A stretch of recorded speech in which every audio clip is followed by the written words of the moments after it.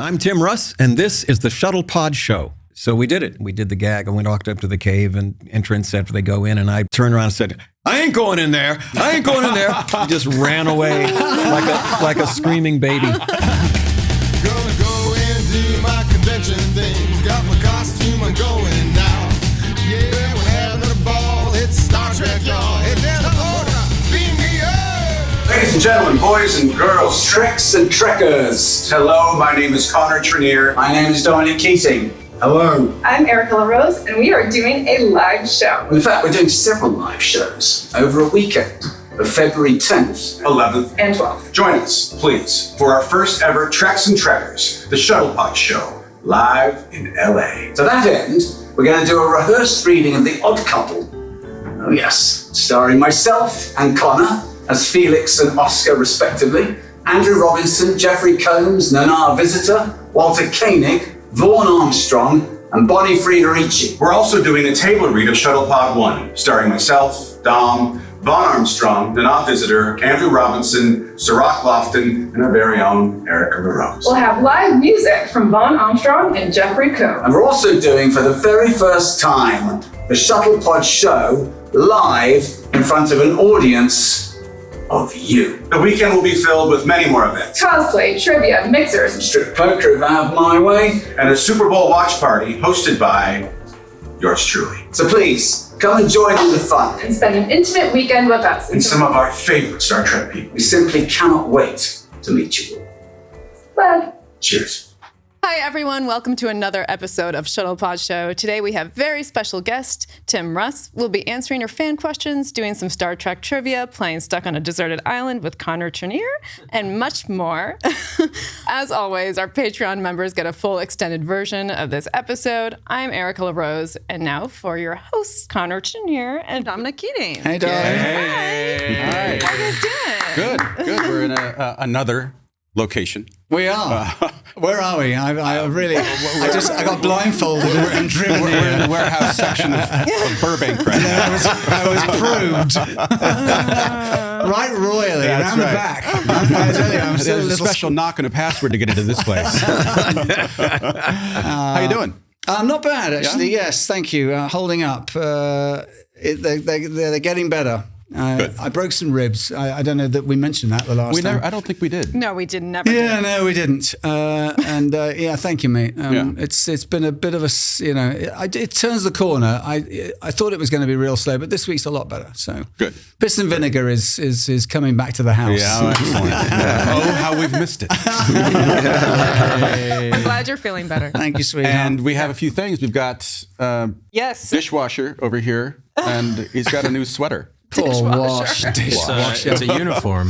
He's got a uniform. There's a This is very from- unwoke joke there, but I'm from, not going to say it. It fits very nicely. Look at that. Isn't that amazing? Look at that. It's Someone's crocheted a uniform for Wash. It's from Janine. Lewis. Janine, yeah. Janine Lewis, right? Lewis from Pennsylvania. Yeah, Thank bless you you, so Janine. much.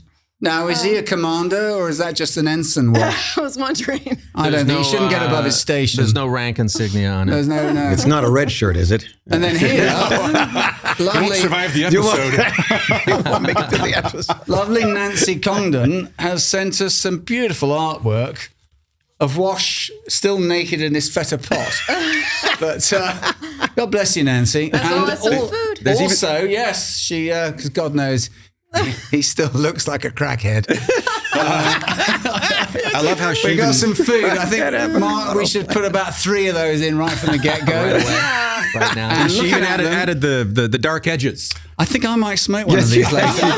She, I was going to say, I think I might. Tim, do you want to go around the back and smoke one of these later? with yeah, me? sure, absolutely. They can't all be for Wash. But thank you, Nancy. Thank you, Nancy. That's really sweet of you that you all have taken to our lovely Wash. There he is. Yeah, bless him.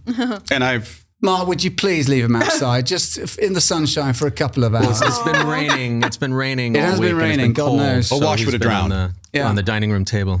Anyway, yes. Without further ado, ladies and gentlemen, boys and girls, Treks and Trekkers, it is an honor to have Tim Russ here today. Yeah. You're our first Voyager yes. cast member, and we've got a lot to talk about with Super that show. excited. Yeah. your life. And thank you so much for coming. My pleasure, guys. I My haven't pleasure. seen Tim in a while. We used to see each other every week at the Hollywood YMCA till the pandemic closed it down, and then they've closed that space. And it's we were just talking about it before we got filming how much we missed that. He's a racquetball player. Yeah. Big racquetball player. I love racquetball. I like racquetball too. And, Excellent. Yeah, we'd see each other. We'd change in the same part of the changing room. That's right. Yeah, it was Where the Trek actors have to go. Yeah. I love that place. I swear to God, you'd come in off the bright Hollywood sunshine, off the pavement. You'd push open that men's changing room door, and there would be at least 2 or 3 old guys in their 70s and 80s who we are fast becoming, bending down with their nutsacks. So he's like, yep, bump at the Y. That's the Y. Talking about their prostates and talking about Leg up on a bench. Do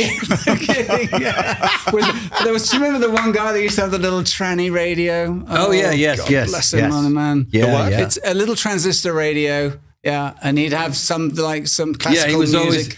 always or a like, game. it was in a back corner. He was always playing something. It was usually a retro. It was like, retro 70s music back there all the time playing. It's, we're like, an oasis in Hollywood. soundtrack and for a lot the- of actors there. I love that gym until I yeah. moved to the Valley. That's where I you went. used to be a member, didn't you? Yeah. It was great, Jim. Yeah, man a lot and of fun. boy. I hope they might be bringing it back. Anyway, I'm sure the Treks aren't that interested in the Hollywood Y stories. Yeah, right.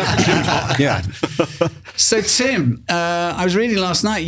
How did an Air Force officer let his son be an actor? That must have been a big ask. Well, my dad wasn't that excited about it, to say the least. But I was off to college to study it, and still going to get a 4-year degree, and Right. he was happy with that. So it was cool. But did he have another son that followed in what might be considered a more? My brother, in fact, he did not pursue the same line of work. He's now working in investments, so he went that way. Neither one of us wanted to go in the military. I didn't want to go in the military. I appreciate, military history and things like that, just on a personal level, but and his service as well. But I just that wasn't for me. No. Was the growing up, did you do, what would they call it, a service brat? Were you going from Oh, yeah. We port did to the base whole. to I whatever? read you lived in Turkey for a while. Yeah, I lived in Turkey, in Izmir. Whereabouts? Izmir. Izmir, I've been to on the Izmir. coast, yeah. How about that? Beautiful. It's a beautiful town. It's on the coast there. You fly into Izmir and you'll take this road down to Bodrum. And, Bodrum, yeah. And you very got the pretty. Greek islands right It's there. their Adriatic coast, as it were. And your father was stationed there for a bit? Yeah, we're there for 3 years. I was in Asia for about 4 years, back and forth, different parts of the States here and there. So it definitely, what happened is it sort of conditioned me for working in this Right. business, because apparently a lot of military dependents end up going into entertainment. They end up going into show Making business new friends straight away easily. very easily, and also not seeing them again after you leave the project. Yeah. It's goodbye. You work with them very carefully, very closely and intimately, and all of a sudden they're gone. And that's the same pattern I grew up My mother with. was an army brat. Yeah. Brigadier's daughter. Grew up all around the world, and she became an actress. How about that? So Yeah. Well, proof in the pudding there. There it is right there. And then Need the I acorn say? didn't fall Yeah, far. right. Need I say? When did you begin to trod the boards, as it were? Think about acting. I started in high school and did a couple of musical shows in high school, and then I decided to go off to college to study it. So I Were did, you always musical? Because you play guitar. Oh and everything, don't you? I've been playing music since I was 16, so it's going on 45 plus years. God bless. And so that started first, and the acting sort of came in later. And studied it for 5 years at the university, then came back to California, and eventually just packed everything up and decided to move down here and hit the pavement.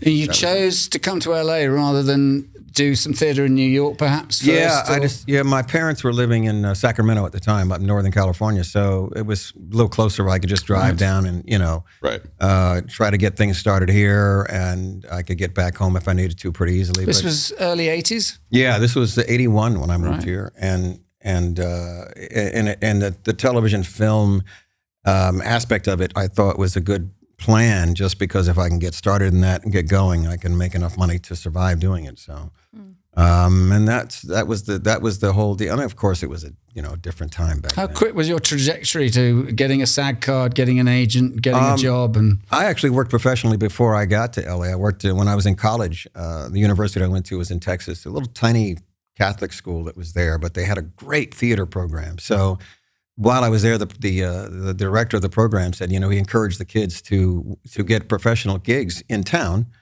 while they were going to school. He said, yeah, if you have an opportunity, go take that. You might get some credit for it as well. So I worked there on a PBS Masterpiece Theater project that came into town and filmed. They needed a guest actor for it, or supporting whatever. And so I picked up a gig there and got my SAG card. What was that piece? It was Charlie Smith and the Fritter Tree is what it was called. Love it. Yeah. It was a Masterpiece Theater project. And it was filming a play? No. It was an actual movie that was done that they did as a PBS film. Took place in the days of slavery, late 1800s. Right. I worked on it, got my SAG card. So I had that before I got to LA. That's amazing. Yeah, that really helped, That's I think, to a certain So degree. you came into town ready to go. Trying to get it going. I had a piece of film from that project, which Right. back then was no easy feat. Huge. Yeah. Do you have tape? Yeah. Do you have the footage? And I was able to get it. I had it on VHS, as it were. So I came back and I had that. So even then, that was about, I don't know, maybe 5 years after I got into town before I was able to get They'd already shot Roots by now, hadn't they? That was a 70s thing, Yeah, wasn't they already it? shot that, yeah. Yeah. Where were you born? I was born in Washington, D.C. Oh, okay. And strangely, and I mean, I was only there for, I don't know, 6 months or so. Here was there, and then never. I went back to visit maybe twice. So it's not, it's not something at least I can go back with fond memories. What is very strange and coincidental, there's at least two things that occurred working, that were related to Trek that were coincidental. And you can, I always think about these days, you can't look forward to see what's going to happen, but you can damn sure look backwards and just assess everything that went on and all the decisions you might have made or didn't make. But when I was in college, I was in university in Austin, Texas, this theater that was started by the same co-founder of the Washington Arena Theater, Edward Mangum. He's passed now. Wonderful professor, but he would bring in celebrity actors from LA to be in the shows with the students. Wow. So you bring in the public to see the show because the celebrity. People he knew? Or? The people that, William Shatner did a show there. Me. Not kidding you. William Shatner did a show there. They must have paid him. They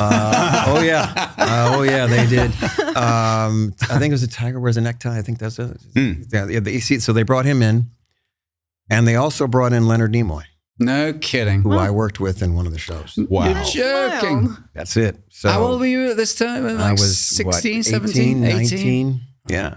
Were you a fan of Star Trek? I mean, at the time I had watched, we were watching those shows because they were in syndication. Yeah. And they were just running.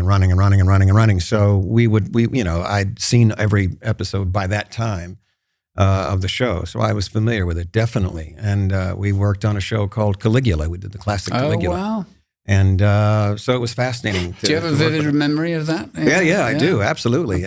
He was wonderful to work with, a very nice guy. And I had spent more time with him back then than I had since I'd been on the show on Voyager. I've only run into him a few times before he passed away. But to look, again, you can look forward to hear it. We're looking forward all these years after that you end up playing a role based on the creation of his character originally. So yes, incredible. And of course, you were the first 100% Vulcan character that they created on a regular series project. when you took that part. How was it when you first got to town? Were you able to make a living? Yeah, it was tough. It was rough when I first got here, man. I was, I had jobs, part-time gigs, survival jobs, which were mostly driving. I kind of targeted driving gigs because then I could get to places Courier stuff. and do things Right. and not have somebody looking over my shoulder all the time. I could make phone calls and things Right. like that. So the driving jobs were what I focused on. And I did, 2 or 3 or 4 different ones. And I did some courier work. Yeah, and courier beat up stuff. old rabbit. Yeah. But an English girl sold me for $1 and she went back to England just to sign it over. Oh, my You God. have Sign to it over. pay something. Oh, I my bought that God. car for $1. No. you can't beat that with a stick. I did survival gigs, and it took a while. I had a couple of agents that were, not good. Who were your first ones? I do not even remember them. One of them went out of business. One of them lost his franchise, and the other one I don't remember. I think they went out of business. The third one I almost left. I was that close to leaving the agency because the agents they brought in weren't, generating the turnover, auditions, the right. stuff that I needed to get into the doors, the bigger project, the bigger roles. So I said, well, I'm going to float to somebody else. I'm going to do something else. And the receptionist said, hold on a second, just give it another week or two. We're going to hire a new agent coming on. Just don't go anywhere. And here again, you can't look forward. You can only look back. And I said, all right, well, reluctantly, yeah, okay, well, whatever. And I'll stick around for another week. And they brought in this lady who had been selling used cars only 6 months before that. So she only just got her franchise. But she could sell. But she could sell. and sure enough, it's depressing to hear that. 20 minutes later, she gets me in the door at a Paramount project and feature film, and it took off from there. Wow. Yeah, We're just that was commodities, mate. Pretty much. Yeah. That's all it is. And my chassis is looking pretty good, I tell you. I'm always curious about people's experience with pilots.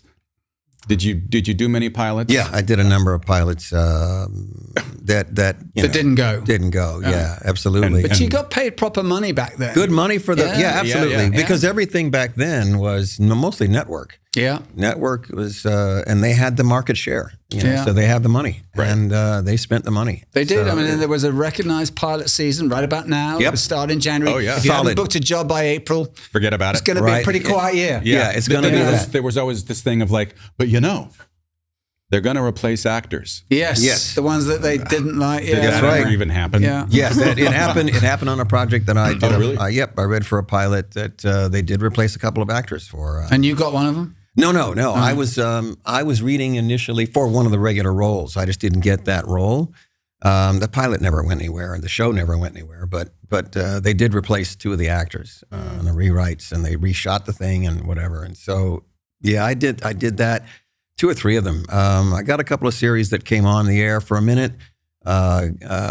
Glenn Larson's project, the one that did the Kit Car. 18. I think he was 18 was his. Right. And so he had the golden ticket as far as being able to produce the shows. But I did one of his shows, which was kind of a turkey. It was called The Highwayman. And that was on the air actually for at least 7 episodes or so before they pulled it. And they were ruthless back in that day too. They were ruthless. You got 5 goes, really. Yeah, 5 weeks. if it didn't happen in 3 or 4 weeks. Yeah, it was. They pretty just much yanked over. it. Did you think that some were going to go that didn't? Were ones just because we've all done kind of. I have at least a couple of ridiculous ones. Oh, They were yeah, just like, yeah. Thank God this check cleared because. Yeah. Oh, This that ain't one. going That one nowhere. was one of them. Yeah, that one was one of them. Yeah. Highwayman. I thought it's not going to make it that long. It's not going to happen. But I took the money and got to work, and that was it. There was one I thought that should have definitely gone, and it was just magnificently done and really well written. Was it too bright? Incredible cast. Yeah. Which was Samantha Who. Now, there was more in more recent years. This was post Voyager, about 5 years, and with Christina Applegate, Gene Smart, and Melissa McCarthy. Right, good cast. Yeah. I mean, Was it a single camera comedy? single camera comedy? Right. No, yeah, and Robbie worked on it as well. Duncan McNeil? Yep, he Oh, no worked on it kidding. as well. Yeah, so And it just didn't go. it went a season and a half, and that was it. What was the premise of that one? Was it a Christina Applegate? Christina vehicle? Applegate, Yeah. she wakes up from amnesia and has Right. to figure out who she is and what's going on and all the people around her that know her, but she doesn't know them. So she has Samantha to Who. start from scratch, Right, Samantha got it. Who. And it I was recall this. I half very remember it, funny, yeah. very smart, very well written project. I mean, brilliantly written. very expensive. It was half-hour Right. comedy. They were spending a fortune on this thing. So Which I think network was that? I don't remember. It was one of the major networks. Right. What was your piece in it? I played Frank, the doorman in the hotel, the apartment complex that she lived The in. no-nonsense doorman? Yeah, the no-nonsense doorman up against her, you know. So it was a dry versus it was a. She's great, isn't she? I've heard She's nothing- incredible, lovely things man. about her. Absolutely incredibly professional, wonderful personality, very warm, very. They worked her to the bone on that show. So she was going through cancer treatments That's at right. the time, Yeah, she's gone. and still survived they bad worked cancer. her after with all that going on. They still worked her hard. That was just crazy, man. But yeah, they pulled a show. So that was one of the shows I thought should have. But looking at your filmography, you've done every guest star role in the 80s that was going, wasn't there? I mean, Yeah, it did was I read that right? Well, you know, back in the day, you know, everything's shot in L.A. Yeah. Right. You know, Yeah. they didn't shoot here anymore. Everything's shoot Yeah. somewhere else. So I all came those into town, roles, it was Vancouver. yeah, everything, and Toronto, Vancouver, now it's Right. Atlanta, New York, and so there's not, you know, I would go to see the auditions and see the same 5-10 guys, Right. Yeah. and one week one of us is going to book, Right. and the next week the other one's going to book, and the next week the other one's going to book. Yeah. One of us is going to book, Yeah. Yeah. because the other one just worked. There's a good, yes. So Those are we're good going to be in. odds. We're going to be in there. That's exactly what happened. There were literally And 5 of you, really, in your gene pool, That black actor same. in It was this the sort of same category. guys. But we all knew each other, and Yeah. all those shows needed guest actors Right. every single week. And once you burn somebody for that season, Yeah. you can't use them again. That's right. So Right. you got to put the next person Yeah. in. So Where's Bob? Well, he was on it already. we can't have him.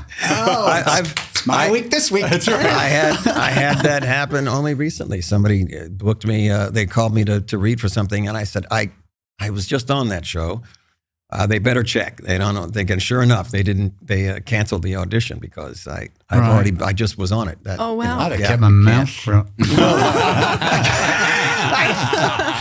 Change your name, get There's away. something familiar about Actually, him. J.J. Abrams, casting brought me in to play Kirk's father, drunken father, in that first movie. It ended up just being a voiceover. You heard he was it was shot in Iowa. They didn't have a clue that I played Malcolm Reed. Really? None whatever, and I didn't tell them. But it was very funny. painfully obvious from the get-go. I went back 3 times. Yeah. And at no point. No point did someone must have gone, well, you know, we played Malcolm Reed. You know, He did? you know. Didn't hear from them. Anyway, the part got cut. God bless them. But the question is, did the check clear? That's the thing. Yeah. That's the important thing.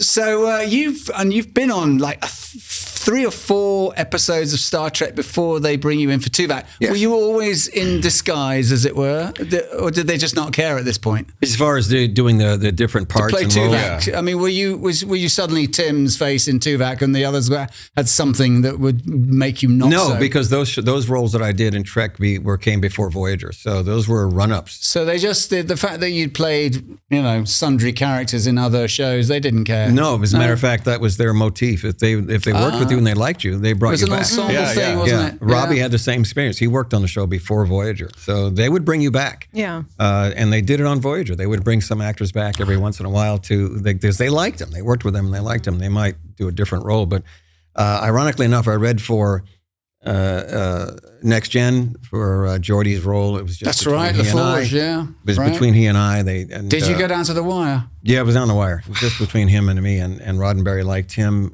He was the only American recognizable name in that cast. He played Roots. Roots had happened, and he was a big name. That was it. Yeah, Big name. and he was the only recognizable name. Right.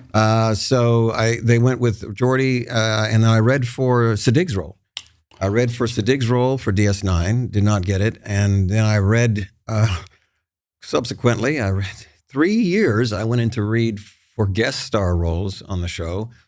Never got Deep any Space of them. Nine. And didn't get them. On both of them, Next Gen and Deep Space. I couldn't get arrested for any of those. Wow, you Was got Rick in the so room and close. everything? Rick and Roddenberry. And it's heartbreaking, isn't it? We were talking Roddenberry- about this before you arrived today. Roddenberry was not my champion. Mm. As soon as he passed away, No kidding. Suddenly, Berman takes over, No kidding. and I get booked. How about that? Yeah. Berman was my champion. Yeah, me too. So you must have interesting. been sort of in the folder of his. Yes, I was in the folder, and It wasn't Roddenberry was not. He just didn't see it. You know, they would bring me in and they liked the work. He just wasn't going to pull the hammer. You know, and so as soon as he was gone, Berman comes in, and it was like 20 minutes later. I'm Night and day. booking under kidding. him, and all the way to Voyager. So the last thing I worked on before, Rick, man, because I know he's a champion like that. He championed me. I didn't get I went up for Voyager in a guest star role, and he saved me. I swore to God I was going to do that week's episode. Right. Never heard from them again. And then he told me 2 years later when we'd started shooting, we were shooting Shuttlepod 1. Yeah, I remember. He remembered you. I had your photograph on my desk for 2 years. Wow. You see that? Yeah. Champion. Yeah. And I tell people all the time, you know, I say, you know, the actors who were starting out said, you need a champion. You need somebody. Yeah. You know, whether it's a casting director or a producer, casting director, producer, director, really good somebody that's your champion, and it's we see it all the time because you go, you know, you watch directors and projects that you see on the big screen these days, and you see the same actors coming back for those directors. Right. Yeah. They're the champions, and they want them, they want to work with them.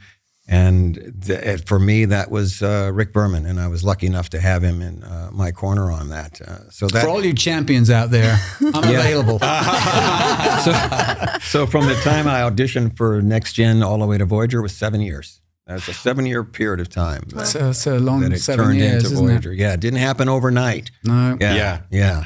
Those successes never do happen. No, it's a process. Yeah. It's a process. I remember seeing an interview that Rick had done where the network didn't want me for Trip. Mm-hmm.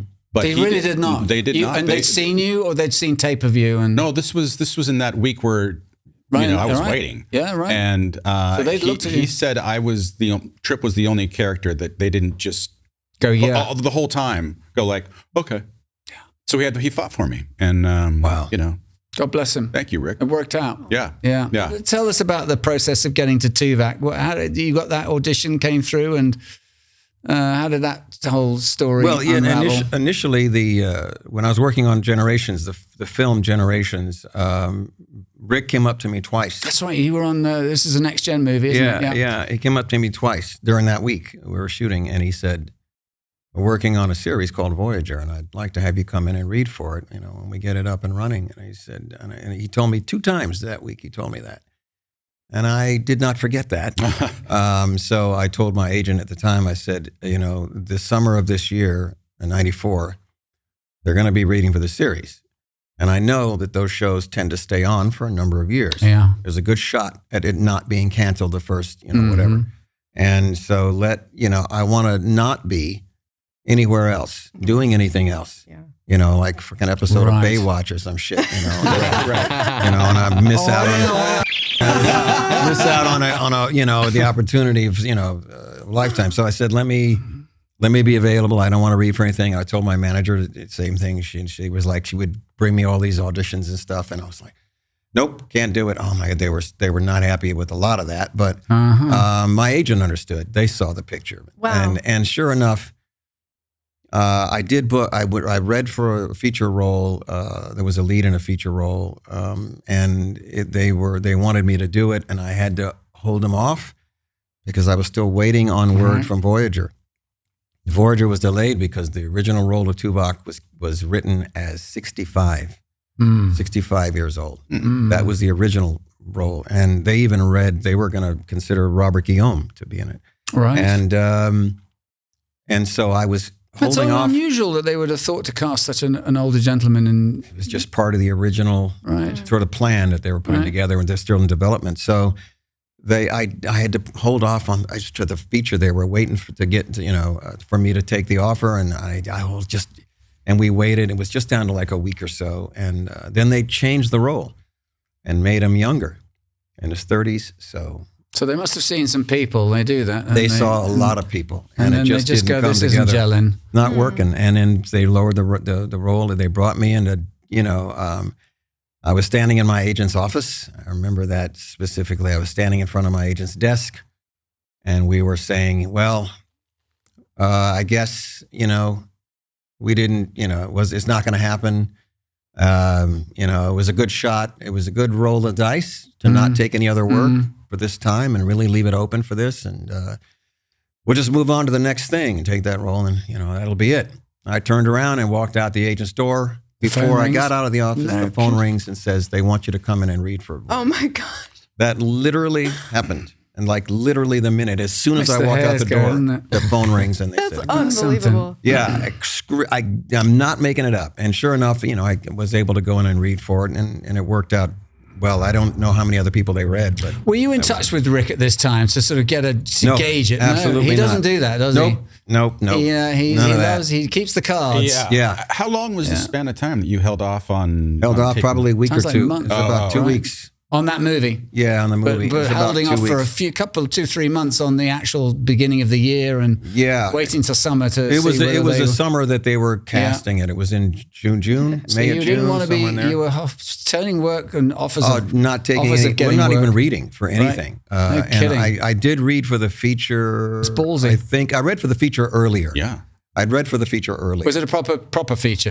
Yeah, it was. It came out. It was Tales from the Hood, as a matter of fact. Yeah, I remember that. And the guy that got my role ended up doing the Tuvok episode of Voyager, which is one of the most controversial episodes of Voyager. No is Tuvok's. kidding. And Tom Wright, he actually booked the role on that movie that I was supposed to do. Right. Wow. And he comes back later on to do the Tuvok's role. And that's crazy. So you knew it was going to be a Vulcan. You knew. You knew you were going to read for that. Yeah. I knew it was going to be a Vulcan role, but I didn't know what the parameters were, and how they were going to do the age thing. I didn't know that, but I knew it was going to be that kind of role. Yes, Right. absolutely. By that time, when he told me earlier on, I didn't know what the hell what it was going to be, but But yeah, when it came up to it, it was that role, and the first thing they said was, "Hey, he's going to be 65." So I was not in the loop. I was not in the role. I couldn't read for that. Rick would have mentioned it to you on set. No, because they would not have gotten to that stage yet. They were Right. just in the early stages of development. So it was Michael Pillow and Jerry Jerry Taylor Taylor, and Rick Berman.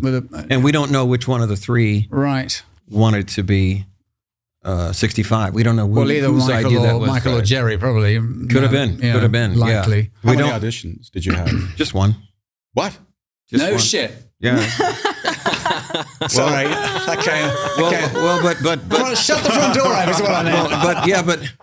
One audition but for everybody. Well, I don't know about everybody else. I just No, but I mean, but they didn't make you go back to do network and studio and, because at that time that was UPN. right. UPN network was brand new. Then we were their flagship series. So You went into a room full of people. it Nailed wasn't it. even full of people. It was only like 5 or 6 people in there. It was not the big, huge test crowd. Crikey. Because it wasn't an established network. It was a brand new thing, and it was a Paramount network. So it's the studio. So Berman was really the one that had to say. That's right. He had the cachet. Yeah, I don't remember And anybody else being in he's that got room. hit shows under his belt. Yeah, I know what I'm he's doing. already got Yeah. the two. Yeah. So it's just another one in the line. Yeah. He didn't need anybody else to Right. do that, and so there was maybe 5 or 6 people in the room. It wasn't a big, huge. Yeah, I've been through all of those. The tests and the He go went back through and hell. go back. How Oh many my people God. would they have in there for the tests? A test could Usually. be could be a small screening theater Yeah. full of people. You'd be, Really? there'd You could be 30. people. It could be Did you 30, experience 35 that? people. I've done that, yeah. Yeah. I've done it at Disney where they're looking at their phones and you're acting your little heart out. know. Yeah, I I test. actually stopped one girl and went, "Am I boring you, sweetheart?" I did. Yeah, didn't get that job. That's fantastic. The tests are for production and for your network, and they're all in the room at the same time. That is, well, that's a nail biter. That's a real. And there's tense. there's at least half a dozen of yous sitting out in the corridor to go in. There's just with me, it's always everyone looks and feels a bit like you. Yeah, on mine it was average about 3. It was usually 3 of us. Right. When I was testing for projects, it was usually 3 people, and that was it. So you've got 33% chance or whatever it comes down to of booking it. And Unless you shoot one I of tested for Fresh Prince. Tested for Fresh Prince of Bel-Air 4 times. To play I had the go butler? To play the butler. 4 times Because I've tested I've worked with that British actor. Yeah, he yeah. was on Desmond's with me back in London. A lovely guy. What was his name? Do you remember? I don't remember his name. God, it's Joe. Anyway, yeah. So you went up further. I had a feeling you might be up for that. I saw that on your filmography. And he didn't.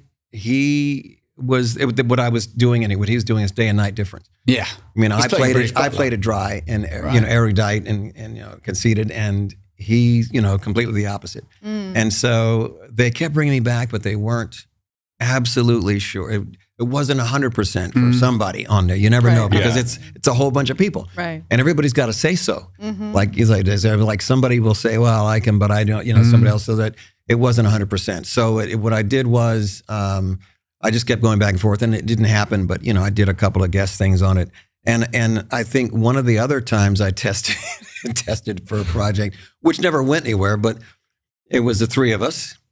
Went in the first time to test, and before I could get the car to the parking garage, my manager calls me and says, literally, I just went back to the parking garage to get the car to go home. He says, they want you to come back tomorrow, test again.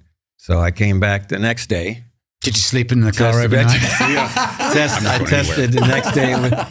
It was just between the two of us, and came back to the parking garage, and the phone rang again before I got the car to the parking garage. And they said, no, they went with the other guy. So it was that close, that close. Now, but the project never went anywhere, and I knew it was not going to go anywhere. Right. And it was just freaking horrid. It was a terrible comedy, and I knew that it was dead on arrival. So, and it never happened. So you knew then that Voyager, there wasn't a pilot. You were just starting. You're starting the show. Right. Show's going. Show is going to be going. It's going to be on the UPN network. Was their new network, and it's basically a Paramount sort of thing. So, and he's already got the other shows up and running. Yeah. So it was going to happen. And did you shoot with Genevieve Bujold then? The first? Yes, I did. You did. How far did they go? Did they do a few days? Yeah, I just did one day of actual filming with her, and then there was another actress from New York that they brought out. They did the whole scene. We did 2 or 3 scenes with her. Could you tell that was a non-starter? Yeah, no. The other actress was good from New York. She was fine. Miss Bujold was Genevieve, that was not going to work. Not going to work out. No, Genevieve Bujold, she's a brilliant actress, but she's a method actress. And you have to, she has to relate to this material. Yeah. It has to have some kind of, method. You have to find this sort of inner thing. The method on a TV show is you've got 7 pages to do. Exactly. Not going to work. Yeah. TV is hit the mark, say the dialogue, and let's get out of here. Before, you got to spin. You have to, You got to come up with it, and it's a technique thing. And, it is. And she could not. That was not going to work. That was not going to happen. So was there? How much consternation was there when that blew up and suddenly? I think that they were half thinking that they were going to go back to a male captain. They got close to not. So they'd seen men as well. It wasn't always. They were be a considering lady. going for males for that role. Yeah, right. And, but they read Kate earlier. They read Kate early, and then they brought her back after Genevieve and this other actress. They brought her back to shoot that scene. We shot that same scene with the 2 or 3 actors. Right. And they should have had Katie to begin with. That's her, man. Right. That's not only is it her. Well, Miss Bujold was a big film actress, and they they love that idea, don't they? And Katie's a soap. We got her for our TV show, right. Katie's a soap actress, right? And that's what you need. Yeah, you need a soap actress. With Shakespearean chops. Man, I worked with her 7 years, and I know you guys worked and have worked on projects. She never went up on her lines. No kidding. I think it was 4 times in 7 years. Right. Wow. In 7 years the scenes that I worked with her on when I was sitting there, not only go up, but not. You see, I told you. Yeah. Not only go up, but not stumble. Right. Not stumble on a line. Just stumble on a piece of dialogue. 7 years. Down pat. Rewrites coming in the morning. You're going to do those later on in the day. Unbelievable amounts of rewrites. 4 scenes back to back during the day that are 3 pages long. Is big. Freaking unbelievable. Wow. Frightening. I wish I had half of her memories. I know she's got a photographic memory.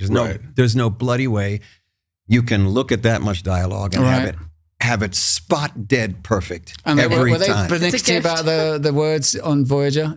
Oh my God! About Are you kidding me? We talked about this a lot. That is the Star Trek way. Yeah, right. Every piece of dialogue, every single phrase. Word for word. Poor Brad Dourif and Mel. He was like, when the scriptee came up to him and he said, Yeah.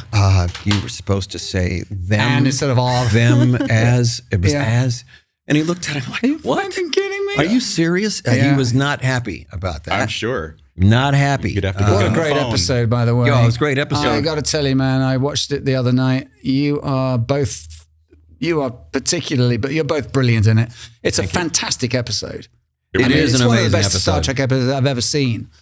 And I argued with Michael Pillars. It was Pillars' episode, and I argued with him about, the whole theme, the whole concept of that episode in terms of why. It's an important concept. I wanted to know why. right. I said, can't Tuvok figure out or find out what the motivation was for what he did? Right. Why did he do it? What drove him to do it? And he was not interested in exploring that. Really? I wanted to dig into that, in the Well, episode. it's certainly, and I got that. It's implied that you have to have the reason, some reasoning behind just cold-blooded murder. Yeah. Yeah. And, whether it's But it is physical or implied, and whether- I think it comes out that Dorf's explanation that his character is just wired this way, yeah. and Yeah. the switch that you go through together is beautifully told. And it's a switch. Yeah. And it is, and it's like you said, he's wired, so that's just the way it is. I mean, Nicely shot by Cliff Bowl. Yeah. Cliff Bowles, Not yeah. by Marvin, I guess, but beautifully shot and beautifully directed. It's a great episode. Really I've stunning. always wondered. You're so good in it, mate. You I are, really- but you. Thank you. you have a little bit of a luxury in that you get to sort of act outside the lines of being a Vulcan. No kidding. And I think that playing a Vulcan is the hardest role to do in Star Trek because you've got Yeah. so little that you have to Tiny. work with. Yeah. And It can be very tedious. Yeah. Not at least for you, but to watch. As Bob Picardo described it, you play King Lear with an eyebrow. Yeah. yeah. That's essentially what you're doing. Right. If my friends would say that it's not so hard for me to play that role because they consider me half Vulcan as it is. And there are attributes of his character that I would have to admit that I might emulate myself. I wish I had his patience, especially on the 405 freeway. But outside of that, there are Shuttlepod. there are elements of that character in terms of his logic. We all get cast for. There's elements of for our parts of character. us. Yeah, I can tell you, I know the Voyager cast and I know them personally. Yeah. So guarantee it. There's Yeah. elements of those people in those roles. There's no mistaking. They No see mistaking. it in us. That's right. Yeah. And that's what makes it honest on the screen. Yeah. That's what makes the honesty on the screen. So ironically enough, I studied, I don't know how many years to be an actor to show the range of emotions, and I end up working 7 years where I don't show any. So Was that ever frustrating? no, never frustrating. I have no problem with any of that at all. It's cake and ice cream for me. The tricky part is doing the range of emotions and the nuances. That's the hard stuff. That's the heavy lifting. So, on Meld, I was able to be able to come out of that shell for a minute And then you got to work with Jim Conway. We were talking about that before the Yes, camera Jim started rolling Conway. on Innocence. Yes. Who did our pilot. Yeah. Hi, Jim. All right, if you're How you watching. doing, brother? Wow. Jim Conway. He's a cat, isn't he? He He's doesn't a give much character. away. You don't give much away, Jim. He's a character. Does not give anything away. He's just very cold, very subtle, very quiet, very strict. Yeah. Get the job done. But strangely enough, we were doing Innocence, which is a very key episode for Tuvok because Yes. he in his role as a character, he has a family, and so we've not seen this with a Vulcan character before, and so we got a chance to see how he might work with his kids, how he might be with his own children, and that was written by Lisa Klink, a very good writer for the episodics, and so at the very end of the story, the children have to walk into this cave where they pass away. Essentially, it's one They're of those sort of Benjamin Button characters. It's in a the story storyline. of- They every- age down. Right. They age and in this- reverse. This And civilization takes them off to this Nirvana planet where they now are going to. they're going to they're meet their maker, as it about their were. final years, And, but they get younger and younger, which is again, and it was the entire episode, which is so totally Trek. The entire episode, we have our assumptions Yeah. that Yes. these people have abandoned their children on this planet. Murdering three little kids, all under the age of 10. yeah, under the age of 10. A couple of them I would have done. Yeah, how does this civilization function when they're, again, they're murdering and killing their young, And Yeah. why would that's so inhuman? It's so wrong. The entire time, that's what we assume, and we find out it's completely different. That's ass backwards, and it's nothing to do with that. And it's that revelation. That's total Trek, man. The way they do it. But at the very end, they're supposed to walk into the cave, and I'm supposed to escort them to the cave to make sure that they, they're off, to see them off, as it were, to the end of their lives. And I was standing next to the director, Jim Conway, and I just said, Jim, I want to do a gag on this take. And he said, and he looked at me and he goes, yeah, okay, go ahead. And I was absolutely floored because I didn't think he would go for it. So we did it. We did the gag. I walked up to the cave and entrance after they go in, and I turned around and said, I ain't going in there. I ain't going in there. Just ran away like a screaming baby. And Did you have blooper reels at the rap that parties? was on the blooper reel. That one made it to the blooper reel. I ain't going in there. And he did it. I was so surprised that he went along with it because that dude was all about the clock and getting it done. And, he was not about playing around. So he went for it, and it ends up on the regular blooper reel that they always show. So I quite agree. You're right. The program, the directing program. yes, I did. I did. Did you? 3 years of internship, 3 seasons of internship. So I had to go and pre-production meetings, some of the casting, some of the post-production meetings, the editing sessions with the editor, obviously shadowing the directors on set. I would simply just keep an eye on what they were doing and talk to Marvin about stuff here and there.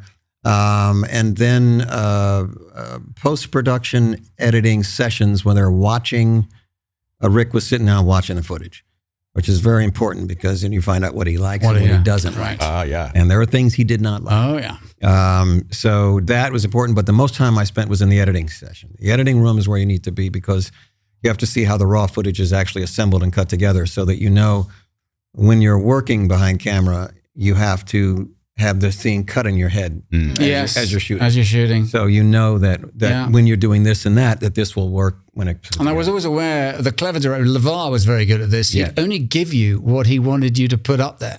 Yeah. He wouldn't give you choices.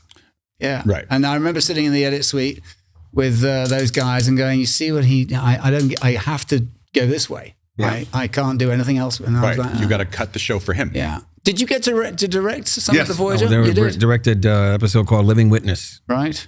which features Bob Picardo's character. And I was lucky enough because you don't know what script you're going to get. You could get a turkey. And, Right. I got a really good script. It was a wonderful story. And it's actually, something that I, on a personal level, I like history. I like elements of history. And so I'm fascinated by that subject. So this story is about history. Right. And it's about revisionist history. It's about the perception of these two societies, these two groups of people in this society, these two cultures who are at odds with each other because of something one of them did in the past. But what they did in the past was wrong. It was misinterpreted. That was not what happened. So the dilemma is, do we expose this truth to this society when this one group of people have been second-class citizens. Critical race theory, I think it's called now. And they have been treated so poorly for a time because they've been blamed for what they did. But in fact, they didn't. Right. So if you expose this, then the whole thing goes, you're going to have they're going to be at odds and of chaos and everything else. Right. But at the same time, it's the truth. Yeah. And Is it has this to be. the episode that takes place largely in that museum? That's right, largely in the museum. And so... did they pick you particularly, or just that how the cards No, it's crumbled? just, I just had the slot. Rather. And so the script is ready for that slot. So it just happens to be that's the story that I end up drawing. That's a good one. Pulling. And Nice it one, was Stu. just wonderful. That episode, everybody in the cast has to play the bad guy part of themselves, the gnarly, mean, nasty, Sort of mirror dark darkly version of yourself. of themselves. Right. And so everybody came to the set with their version of the that's so dark cool. self, which was the best in the world. Fun. You got a good one. Oh yeah. What season was that lucky to in? get it. About 6 or 7? It was probably. I think it was 5. I think it was 5. Oh, as yeah. early as that. Good Yeah, for I you. think it was season 5. Who was the first one out of the gate to do this in your cast? 'Cause I know look, half your cast. I know Roxanne directed you in Riddles, didn't she? Yeah, she did. The Was that her first out was Robbie. Robbie was the first. I Right. was the second. Bob Picardo directed one. Okay. As well, and then Roxanne. So, yeah, all of us. Tim's directed me. Well, he's had a go at it.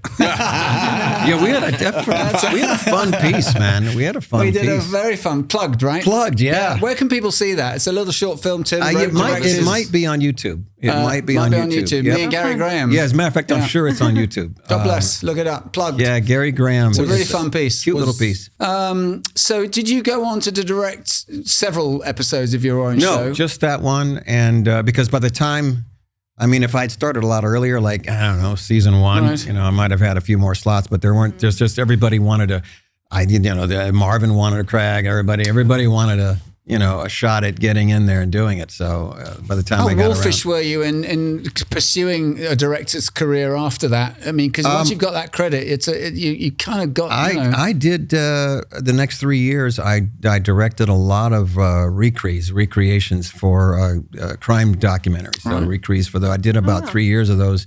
I was flying back and forth to Virginia to shoot them at this studio. And after Voyager, why? Why? Because there was no other work after Voyager. Right. After Voyager was off, I didn't work that much in front of camera for about 4 or 5 years. Really? So I was doing a lot of directing at that time. And What do you think the reason for that is? Is it just that the dust is settling? yeah, I mean, didn't Voyager? I mean, I felt this for us. We flew under the radar regarding the business casting. It was just another Star Trek show. yeah, And we got everything but the accolade, as it were, and the. Yeah, it's What do you the what's your Voyager. feel I on think that? that it's not specifically the show. It's the fact that you've been exposed.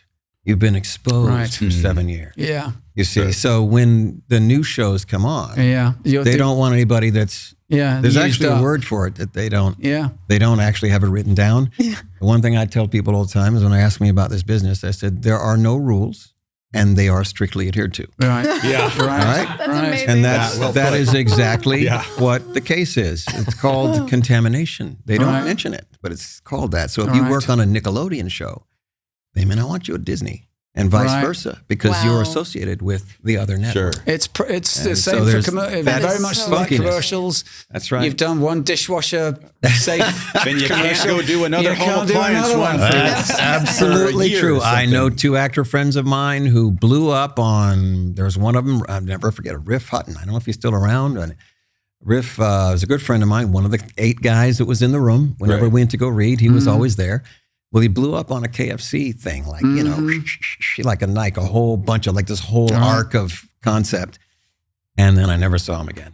Right. But they did pay on proper anything. money back in the day. You make a Yeah. ton Oh, yeah. of cash, Oh, yeah. but you Yeah. had better bank it. Yeah. Because you were exposed on that. So they don't want to put you on a project because they're going to say, oh, well, that's the KFC guy. Right. Or that's the Ford guy. Or that's the blah, blah, blah guy. I've got a flat in London, wash and go. Yeah. That's right. Vidal Sassoon guy. Yeah. And Yeah. but ironically, and the difference is now what you see is now you see the biggest A-list actors doing commercials. Yeah, that's huge, isn't it? But they're They used to do Japan, maybe the British only market. maybe overseas. Yeah, maybe, but never in the England- States. Britain was like maybe Britain. Yeah, but now now- you see it all over the place. It's Katy Perry's doing Uber Eats. Matthew McConaughey. Right. Yep. Matthew Yeah, McConaughey. Matthew Everybody McConaughey, doing all yeah. these spots It's incredible isn't because it? the money is probably It's ridiculous. outrageously good. But And it doesn't contaminate you. no, they don't because they are sponsors. They're the sponsors. They're like The spokesperson. They're spokesperson. So that's They the want their juice. that's the difference Yeah. between you doing progressive for And apparently 13 they've years and, smoothed the public's perception of that. That Yeah. you're not. It's just. I don't know because I will say sorry. I will say that I find myself looking at these commercials going, well, what's going on with Matthew McConaughey? But we are. Well, I know they are particularly goofy ones. Yeah, I gotta say, yeah. because he played the Link. Is it the Lincoln commercials? Yes, Can we he say did this- all that Can stuff. we say He this did it. live? I don't know if I'm going to get sued. No, I'll you do one. No, I think you're okay to say that because it's public knowledge. Because he was the Lincoln lawyer. I don't know. Well, I bet you any money that was a discussion. Oh, Yeah, sure. it's all about the bread. They and- are pretty goofy though. Yeah, it's all about that check, man, and we know how big that check is. Did you do a lot of commercials? Tim? No, only when I first started out, I did some commercials. I did a Budweiser and I did a McDonald's. I did a McDonald's and a Budweiser. There was the delineation line between commercials, TV, and film was so well just mapped out. There are no rules, and yet they are strictly adhered to. Yeah. Not written down anywhere, but it started at the movies. Right. Then it goes to TV. Right. Then it goes to soap operas. Right. Then it goes to commercials. Mm-hmm. And that's the chain of command. Right. Right. That's how it worked. It's always been that way. But You've done a soap, haven't you? Which one was that? Oh, I've done a couple. Young and the Restless, Yeah. General Hospital. Don't like working on them. It's a big. It's 18 not pages. I hate it. you know. I hate it. I can't stand it. I tell my Is it agent, the environment? Is they it the- send it is to it me. the I material? tell them, nope, I don't want to do it. I don't care. Really? Because it's part of it's the environment. Yeah. It's like Do they think a they're cold saving the fish. world? It's a cold fish. It's like you know. Yeah. I walk into the Right. studio, man. It's like the temperature is at like 50 degrees, and Literally. and the literally, and the Literally. people are just no. It's like nobody wants to be there. Everybody's like grinder. it's just and there's one take. Yeah. You get one take. They may or may not do a pickup. How do people and do that's these it. for 20 years? I guess They're money's like not great. They're like no, they're like Katie.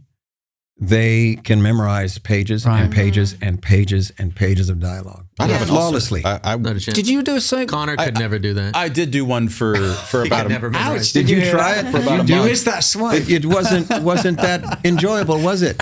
Set the dog on him. No, It's not enjoyable. my problem was that I got cast and they asked if I could do magic, and I said, yeah, sure, I could do magic. Sure, I can ride a horse. I can ride a horse. Blindfolded. Yeah. So I was Put in the banjo. Backwards. I was hamstrung by the fact that I also had to do magic while I was acting. It was awful. Did you fancy a career being a TV director after the whole thing went off, or did I looked. I mean, Roxanne and Robbie, of course, have gone on to become, we know, big cheeses. I mean, I've been doing mostly independent films, and I enjoy doing the feature projects more than anything else because I can have control over them. I have a say so about how they're put together. Whereas on television, there's an artistic. there's a nod difference. there. Yeah, TV you have to do what the producers want you to do. You got to adhere to a tone. You adhere to the whole look is already established. Yes. You can't just like Voyager. There are certain things that Berman did not want to see. No. And some of that stuff is stuff that I like to use. Yeah. So you just couldn't do it. So I'd light the house on fire if the alarm lights weren't in sync. oh, dude, if your head was this much or that much, I was nicotine. that precise. I Wow. mean, he would say, "Oh my God, what is that?" It couldn't be too artsy. Couldn't be too artsy. It had to be. Everything was just very straight and strict. So funny that, and 'cause- every producer has the same. All the producers have the same sort of thing about their shows. The exec producer controls television. Yeah. And in a feature mode, when you're doing feature films The or indies, director. the director has most of the say. And, Yeah. it's just for me, it's a better outlet creatively because you can do whatever you want. Yeah. Was there pretty an much. independent project that you did as an actor where you got to do a lot of improv and really have fun? No, the project that I've improv the most was on probably Pen 15, which was as an actor, and that wasn't that many years ago. So we worked on it as a director. Are you asking about whether I was But one that you enjoyed and really have As an great actor or- memories as an actor. Oh yeah, I think Penn is the only one that was completely wide open. Is that a prison movie? No, or- Pen 15 is a young people's movie, coming of age.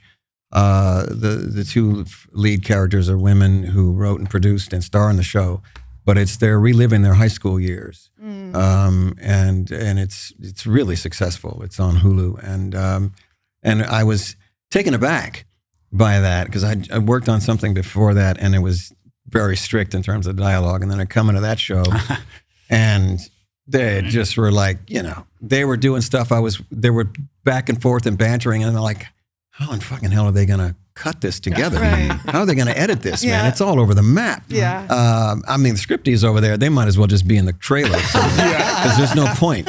And I'm so I was able to just, have some fun and do whatever I wanted to. And I wasn't used to that at all. No. So It felt interesting. yeah, it's interesting. I used to Were you study in on the improv. edit for that? Or? No, not even close. Not even close? No. And this was, I was working as an actor on that show, not directing, but I think. Right. Sorry. But as far as any other, the comedies that I worked on, there were, some moments and things I could do and have fun with. I worked on iCarly for 5 years, doing a recurring role on that. We could have fun on that, Have fun. a little bit, That was a Nickelodeon? Nickelodeon, yeah. On Sunset, that's gone now. Yep. Yeah. Schneider was the producer, and he was very cool. He let you play around, and stuff, and they'd also work you pretty hard. So it was good. I was able to have some fun on that. That was post Voyager. 5 years after Voyager, I booked on that gig. So. That's nice to have a gig like that after the breaking out of that mold. Yeah, that you've been in for a while, and in town, and in town. Yes, right here. There's a lot to be thankful for there. Yeah. I think it's about time we went to fan questions. Yeah. Sweetheart, Yes. Erica. Hi. Just before we do that, let's thank Tiff-Ann again for another fantastic piece of artwork. Yeah, well done. Yes, Thank thank you, you, Tiff-Ann. Tiffany. Yay. Really appreciate it. It really is. We're starting to look like a show. Portrait gallery. And thank you guys for the art stands. They're awesome. The easels are Oh yeah, so I cool. don't. Where did they all come from? Our fans. Yeah. No kidding. Yeah. God Wow. bless you Right. all. Really. Yeah. All right. Are you guys ready? Yes. Are Yeah. you ready? Tim? Yeah, absolutely. Yes. This is from Thomas Labnick from Patreon. As someone who has a lot of acting credits to their name, what do you attribute to your longevity in the business across multiple genres in television and movies? Well, it's interesting. I Persistence. part of it is persistence and simply, staying with the business for the period of time that I've had. I got very good representation. I've got a good manager, a good agent. Who are your people? I'm with Greg Edwards Management, and Right. also Artists and Representatives is the Right. agency. Yeah, good they used to be agents. Stone Manners. Yes. Changed the name. Yeah. John And- Billingsley was with them. I think he might still Yeah, be. he might still be. Long yeah. time. Yeah. And so I think it's just a matter of staying with it. Not, I'm right now reaching a time where I might say I'm not retired. I'm just work optional. But it's just staying with it. And also I have to say from the very beginning that, and these guys know what I'm talking about. There is the intangible element of luck and serendipity, man. No kidding. It's just you Yeah. again, you can't see what's in front of you. You can only see what's happened in the back, and you don't know what decisions that you might have made this way or that way that could have gone a different direction, and you don't know which ones are in front. So it is just a matter of being in the right place, right time, and it's also a matter of luck. Were you always quite ruthless about representation, or did you stay with? I stayed with a couple of people way past the sell-by date that I should have not. No, done. I Were you stayed quite good at that? I stayed with the agencies I had because finally, when I got to the ones that I have now, and I've been with them for a very long time. They rep our tier of place in the business really well. Yeah, Solid actors yeah. that they are very good, and they're very attack doggy. Yeah, my agent was Good at getting you in. I know. My agency was good because after Voyager was over, I didn't do that much acting work for about 4 or 5 years. I was doing some directing and some other things. And they didn't drop me because I wasn't bringing in money and some of the agencies would. They will. They will drop you in a second. So Yeah, they don't have a. They don't. They are. They'd gotten their ruthless. pound of flesh though over. They 7 got years. That's kind of what I was thinking, So they were cool about it and For a phone call. and stuck with me. So I wasn't going to bail on them, and that's how that worked. Right.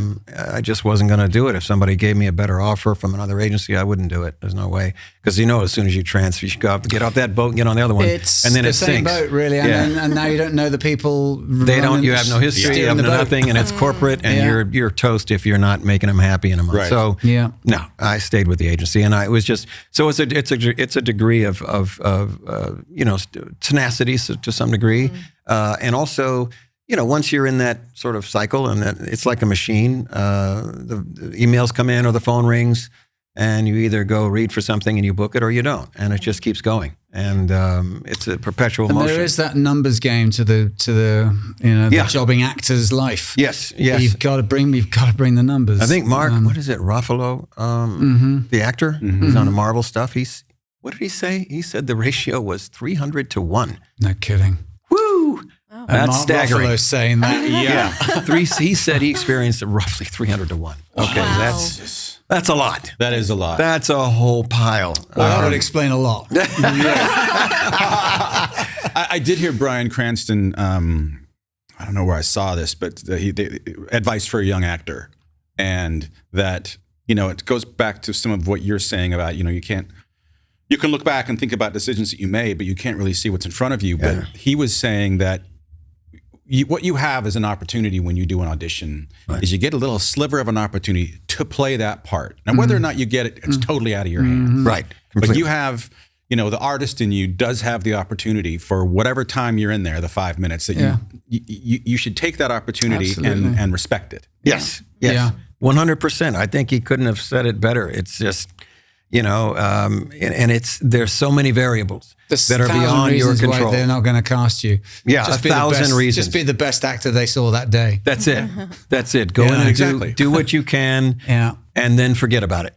Just walk out and forget it. And it's Don't true, think right, about that it. you're not just auditioning for that part, you're auditioning for maybe a different part that they offer you instead. Yeah, well, as I said, You don't know. Chance to I went come up for back. Rick. A chance to come back. And look what happened. I also think that it's really valuable to consider the fact that you're also auditioning for a casting director Right. that you want to have them call you back. Yes. Yeah.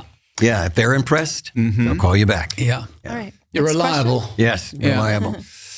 Producer Mark, back there. Is he a Patreon member? He better be.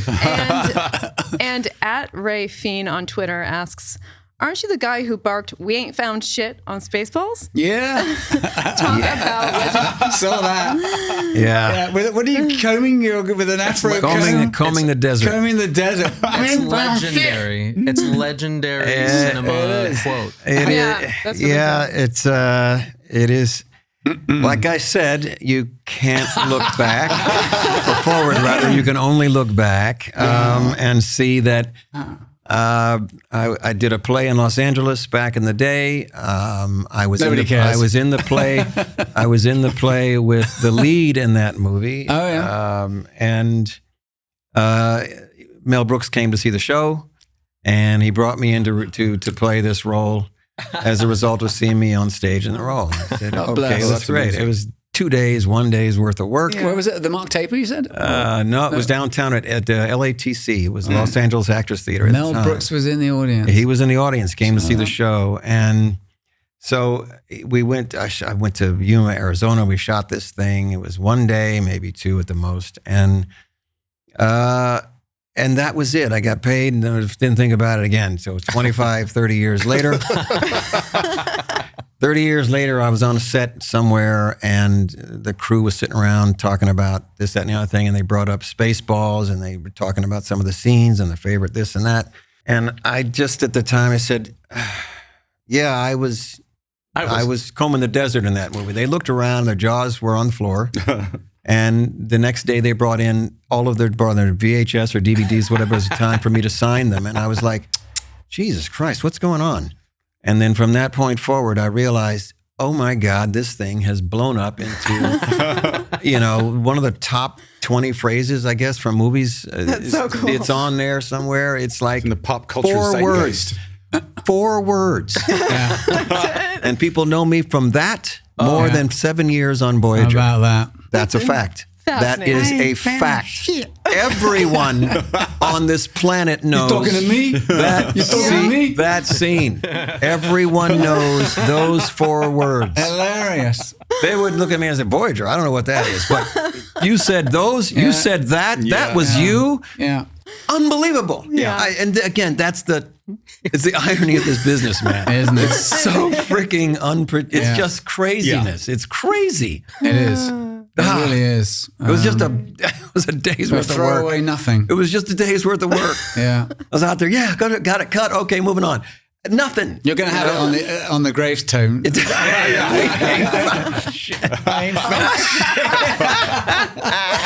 We've Still today, unbelievable. when I we cannot announced tell that you. you're going to be on the show, Tim, we started getting a whole bunch of memes sent to us of you combing the desert. I'm God. trying to tell you, man. Like I said, they can look at me with deer in the headlights when I say Voyager, but if you say Star Trek, you say Spaceballs, Spaceballs. comb the desert, Yeah. they The go lights go ballistic. Crazy. Crazy. Okay, next question. Mars from Patreon. Hi, Mars. You're politically versant. Would you consider running for office? Absolutely not. Not in a million. He said that a bit too fast.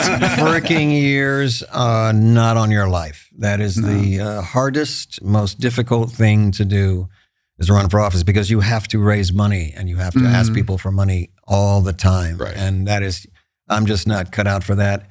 And the craziness of it to begin with. I think being an activist is a lot more fun, and you don't have to worry about raising money, or commenting on it, being in the forefront of it. So there's no way that I would run. You have to have the DNA for that. That takes DNA. yeah. It's You have like to want the to swim acting. with sharks. Yeah, you have to swim sharks. It's the same with It's showbiz for uglier folk. Yeah, it's not for me at all. Oh, my goodness.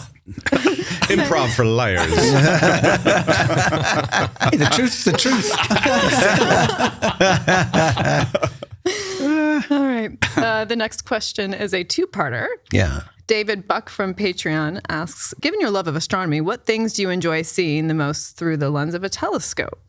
Oh yes, you're a friend of the observatory, and you've done a lot of stuff up there. Yeah, I've been an amateur astronomer for about 36 years, somewhere in there. And, Gosh. I was doing it long before Voyager, but the naked eye optical telescope viewing typically would be galactic clusters, globular clusters, things like that, double stars, things like that, the moon and the planets. Are you out of an evening, as it were? Yeah.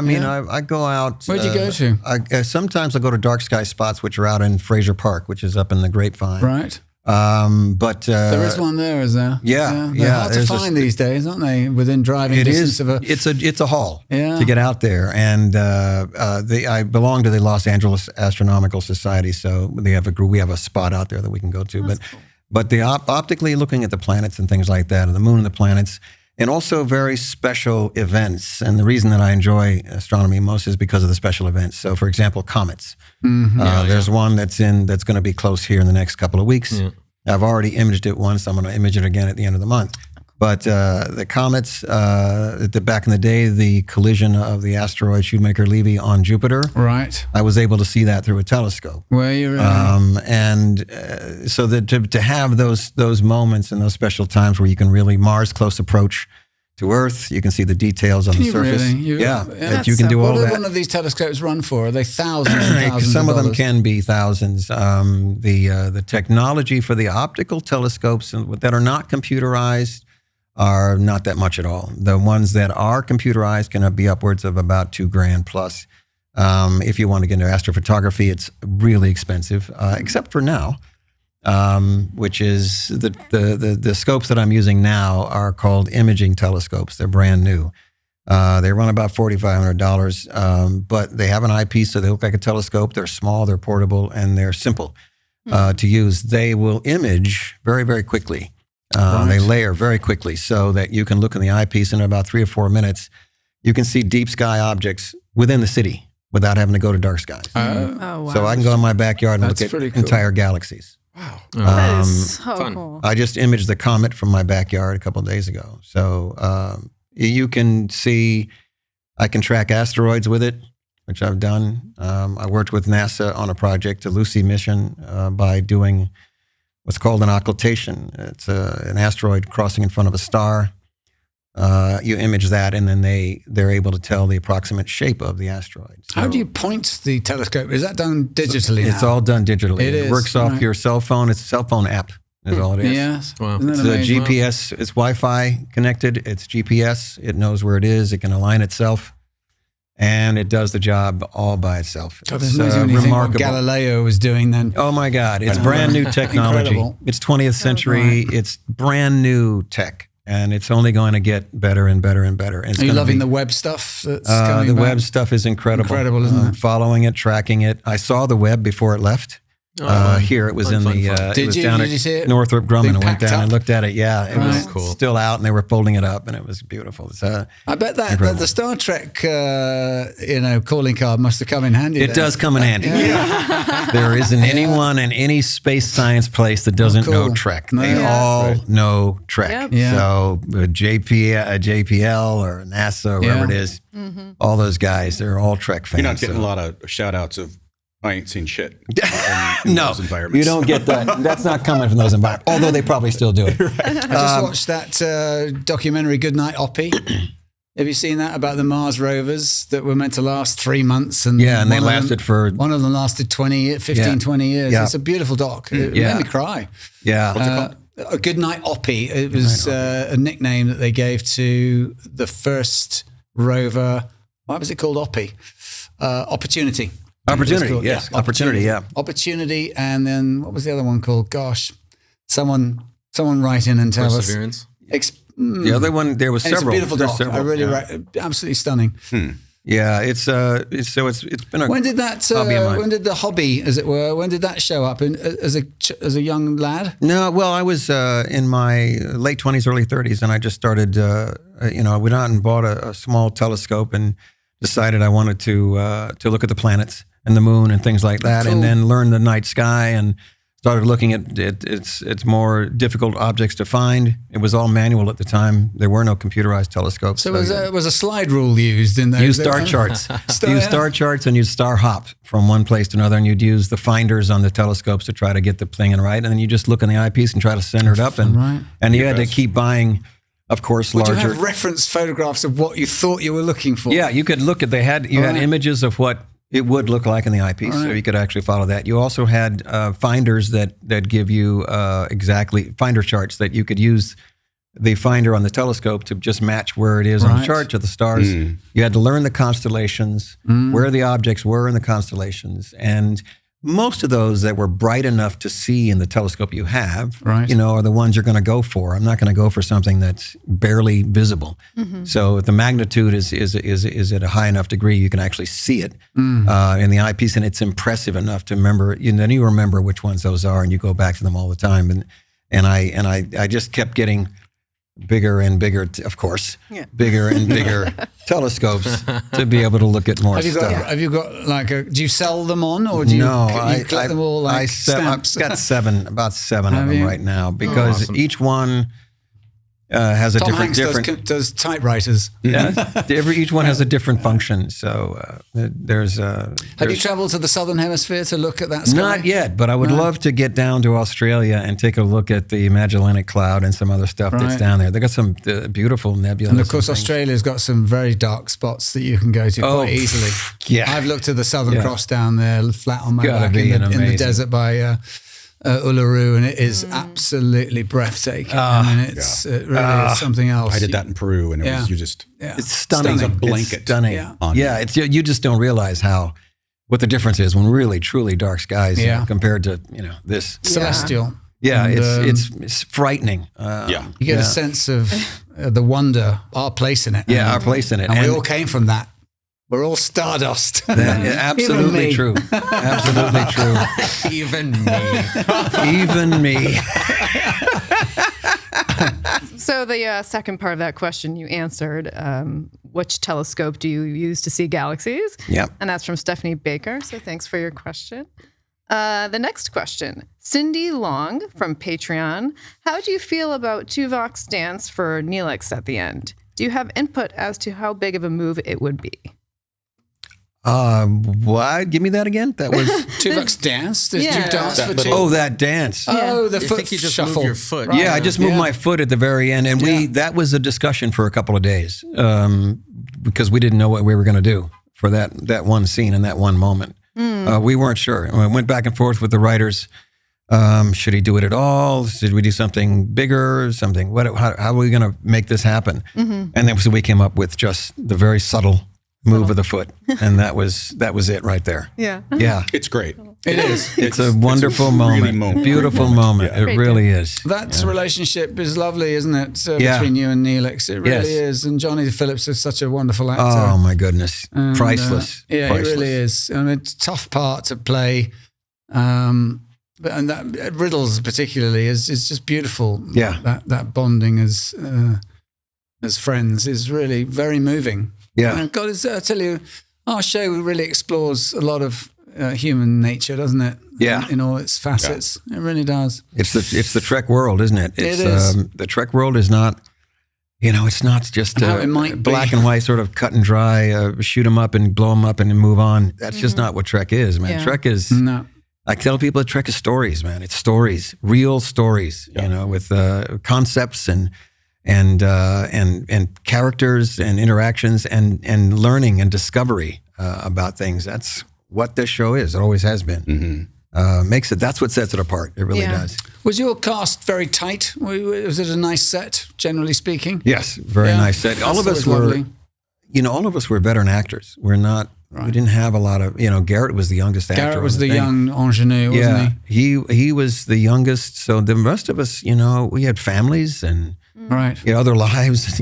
Right. I went to work and we went home, and it wasn't a big party scene and none of that stuff. We never did any of that at all, and I mean none. Yeah. So it was come, do your work, and go home. I remember later. The LA Times ran a story, I think, in the calendar section about your guys' last day at work on the bridge. Yes, Do you recall that? I do. And I remember thinking, like, well, why is Robert Beltran yelling for his egg burrito? Like, everybody had their own sort of moment the last day on set. Yeah. And I don't know if we'd started yet or not. No, we had they were wrapped when we went to Yeah, work. we were already over. What stages were you on? We were on 8 and 9. Only 8 and 9. Yeah, and Oh, 16 was the swing stage. Okay, so we had 18 across the road was our main stage, and Yeah. then we shot on 8 and 9 was Planet Hell. 9 was Planet Hell? Yeah. Okay, yeah. We were 8 and 9, which was side by side, and Yeah. then 16 was a swing down the street, Yeah. down the alley. There was a moment when I first showed up to Voyager, and it's a true story. It was with Ethan. We parked in the pool, in the tank, and we walked out, and we were walking down the long alley to get to 8 that's and the 9. Godfather Alley. Yeah, and we were. You pinch yourself, don't you, when you go down these Oh my these God! places? It's, You really do. We were talking to each other. We had just met, and we were talking about, what the next 7 years might be like. We were speculating on, here we are about to go on this voyage, as it were, for the next 7 years, and I wonder what that's going to be like. It's going to be an interesting ride. And then the very last day when we had to clean out our trailers, we both cleaned our trailers out at the very same time, that and we walk. walked down the alley Yeah. and reflected on the last 7 years. Oh, that's amazing. Oh, so it makes me choke up a bit. We're so lucky to have had those years at that studio. Yeah, We really are. it was home, man. It was home. We spent more time there than we Yeah, did no in kidding. in our places, man. Yeah. It was a great studio too. It was a very lovely place to work, and the last of its kind, really. I think. Yeah. As a matter of fact, during the run of our show, I think it was either during the run or near the end of the run, they don't have the sound stage anymore for the live orchestra. Oh no, that gone. went, yeah, Scott went took away. me in there because they'd actually have a live orchestra to do the orchestral. They did ours. Ours was all Music. live orchestra. I Yeah. thought that was For so cool. Star Trek. Yeah. For Star Trek, for Voyager. Scott was talking about that on Yep. Trek Yeah. Talks the other Yep. night. Yeah. Okay, Another next question. At the Shuttlecraft on Twitter asks, what are your favorite guitars? My favorite guitars? Fender Stratocaster is one of my favorites. And Do you have more guitars or telescopes? I have more telescopes than guitars. I have a bass as well. I use a Music Man short scale bass, and I have a G&L, which was designed by the guys that designed Fender Strats. Yeah. Used to work for Fender. And I have a PRS, which is a really wonderful action. It's a nice sounding guitar, but my preference is Strat. I own a Strat, a PRS, and a G&L. Do you play every day, or I try to play every other day at least, Yeah. and I'm still playing live and around town with the band. someone's And thumping on a wall somewhere? Right. I've got a Strat. I've got a sort of a custom-made Telly that's not Fender, and I've got Ibanez AM50 semi-hollow. Nice. Which is actually an amazing guitar. Yeah, I think I know that guitar, the semi-hollow Ibanez. I played it before. Yeah, it's beautiful. It's really nice. Yeah. Yeah. Got amazing action on the neck. And, exactly. And I got a Martin acoustic. I didn't know and you a were Seagull guitared acoustic. up. Yeah, man. Yeah. I didn't know that either. I got more guitars than I have talent. Would you, the Ibanez is semi-hollow. Does it have that 335 look? Is that the one that's got the 335 body, but it's smaller than a 335? Yeah. I know that guitar. Yes, it's a nice beautiful guitar. Really nice. Yeah. I don't know. I was looking. I haven't seen one around in a while either. I was checking. I want to check them out. 'Cause they're- Yeah. yeah, those are nice guitars. They're beautiful, man. yeah. It's really, Yeah. It's got humbuckers in them. They sound great. Yeah. Yeah. I know that guitar. How do you play publicly? Oh, yeah. as it were? Still Yeah. play Right, once or where'd you twice go? a month. I work out. It's a place called the Piazzas down in Long Beach, and also at the Kibitz Room, which is a regular place. yeah. Been a resident Right. there for, 12, 15 years off and on. nice. So once a month there at least. All right, next question. At Unplanned Trek on Twitter, and many, many others ask, Tuvix, what should the captain have done? Oh, there you go. And the Beard of Riker answers this one, keep Tim Russ employed. Good answer. Okay. Love to do Is he from that. Stone Manners? Yeah. Tuvix. I mentioned this earlier. We were talking about Tuvix. It's a controversial episode, and I get asked that a lot these days. Every convention I've done recently, somebody's going to ask me about Tuvix. Yeah. What do you think the captain should have done, and should she have done it or not done it? And I have to go along with the captain. Yeah. As a character, I want to come back. And it's her crew, and her responsibility of the captain is her crew. And so she has to bring her crew back. This was an accident, and the character cannot reproduce. It's only one of a kind. So it's not going to, whereas her crew members could. Right. So got to bring them back. Tough decision. We agree with that one. At Jordan LaForden on Instagram asks, what's your proudest moment in your career? My proudest moment in my career, I'd have to be, doing this, being on Voyager for 7 years. That is that as far as an acting gig, that was the pinnacle. I'm sad, Tim, that the pinnacle of your career is not appearing on the Shuttlepod show. Yeah, He's not out the door yet. Next podcast he gives. That's the end of trivia. And now we're going to play Stuck on a Deserted Island with Connor Turnier. Well, hardly stuck. Healthy on a island with Connor Living in Turnier. paradise with a bit of goo. That's right. Welcomed to the island. Here's the thing. You're on a deserted island for the rest of your life. right. You are allowed the complete works of your favorite author. You get the complete works of Shakespeare anyway. Okay. It happens. It's just like having the Bible at the Motel 6. You can have the Bible too. Yeah. We're giving you the Bible and the complete version. So then your author, and then your dessert, for instance, if it's cookies, you can have all the kinds of cookies. Okay. What's the other one? Music. The complete works of your favorite musician. Right. And then your cuisine, Italian, French, Mexican. So, what would be your author? There's a couple. I only read that I enjoy. Shakespeare. Crichton, Michael Crichton. I like, Crichton I like, yeah. Asimov. Asimov. And he was prolific. So Yes, there'd he be a was lot. prolific. And I'd go with King as well.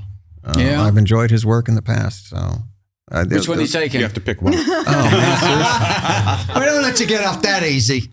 Just stringing out your names. I'll go with King. Yeah, right. It's got a Good choice. wide variety of God, material. honestly, a dark night on a desert island with Stephen King. Yeah, right? Right? What was that? Yeah. Your musician. My music, Peter Gabriel. Really? Good Yeah. for you. Love Gabriel. God. Yeah. Dessert. Dessert, cobbler. Berry yeah. cobbler. Berry all cobbler. day Nice. long. All day long. Wonderful. Do you know answer. what? We'll give you some custard for that too. Oh, man. Yeah. You can have some of my ice cream. Yeah. Vanilla ice cream. Go with it. Absolutely. And your cuisine. Cuisine, California cuisine. That's what I would do. Yeah, that's a good Because choice. it's a That's good, my it's a choice. good mix That of includes things. sushi, I take it. It includes almost anything. Almost anything. Yeah. That's cheeky, Everything but in right. Yeah, it's pretty wide variety of stuff. no I kidding. did California cuisine. Yeah. Those are good choices. All right, it's time to play some Star Trek trivia. Are you guys ready? Yeah. Okay. Yeah. I've been studying. It's us three against Mark, who is a library about this. He's a savant. SH1T. Okay. I can barely remember the Voyager stuff, and I was in it. Yeah. Well, we're here to help. Yeah, it's good. Thank you. Oh, man. And Connor, Dominic, and Tim are playing for Alan Moritaki Fujikura, our Patreon member. Hi, Alan. Good luck. Hello, Alan. Maybe you're the lucky one. Don't hold your breath, mate. Question number 1. What famous character was named after a pilot that Gene Roddenberry had met during World War II? A. Pilot. Picard, B. Sulu, C. Spock, or D. Khan? Connor. I just said my name super fast. You did. What pilot was named after someone he'd met in the First World War? Second What row. famous character? Second World War. So It's and not Spock. What are they It's again? Not, No. Well, we can't do that. That's not fair. Yeah, this is kind of cheaty. It is a bit cheesy. Which one? I think it's the last. Is that Khan, Kahn? Yes. No. What's the first two? The first three? I don't think it's that one. A. Picard, B. Sulu, C. Spock, D. Khan. Let's go with Picard. Picard. I'd go Picard. Final answer. Eh. Oh, crap. I'm gonna say that Sulu is the navigator of the Enterprise. He wasn't, or not the navigator, He was the on the pilot of the Enterprise. Yeah, Pilot of the original Enterprise. series. It's So Sulu. that would be That's not a bad choice. Khan.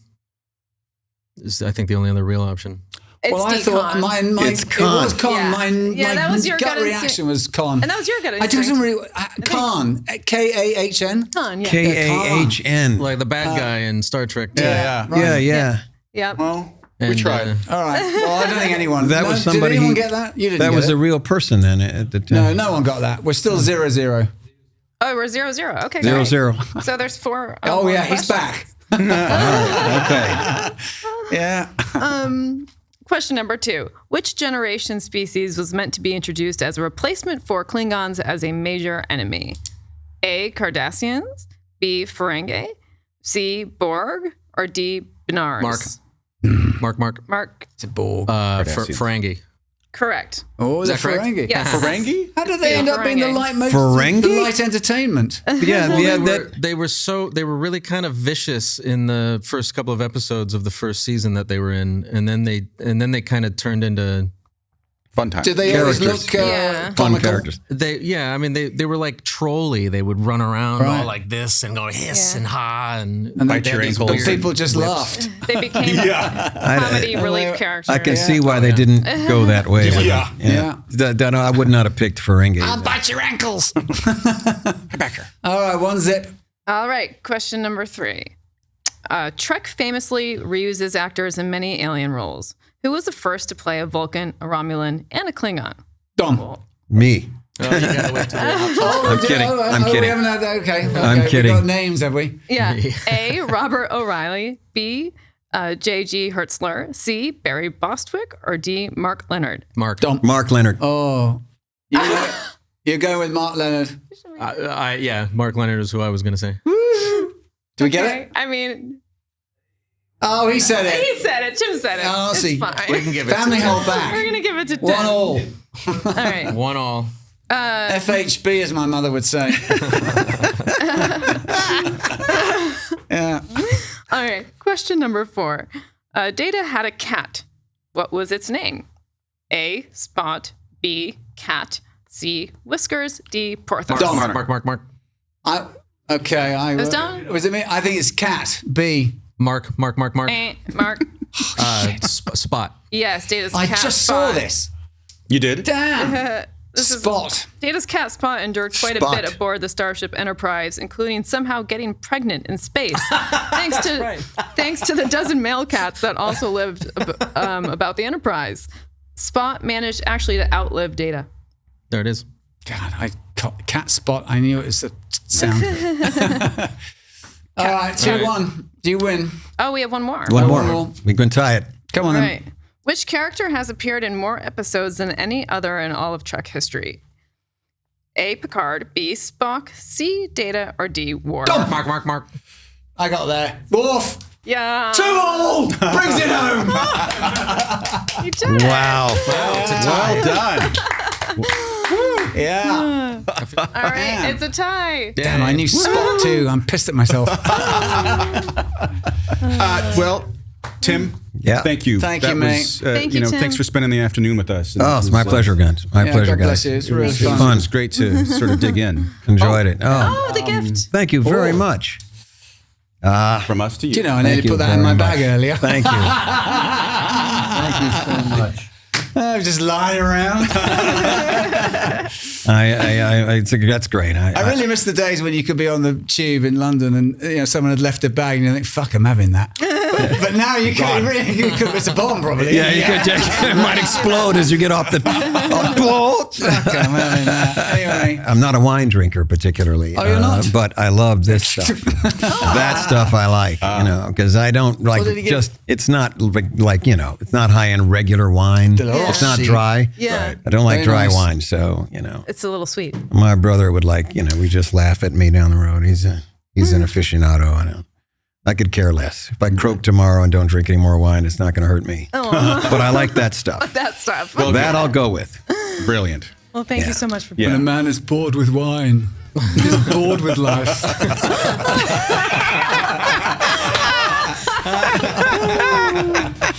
And on that note, Oh my God. we'll see you next time. Thank you.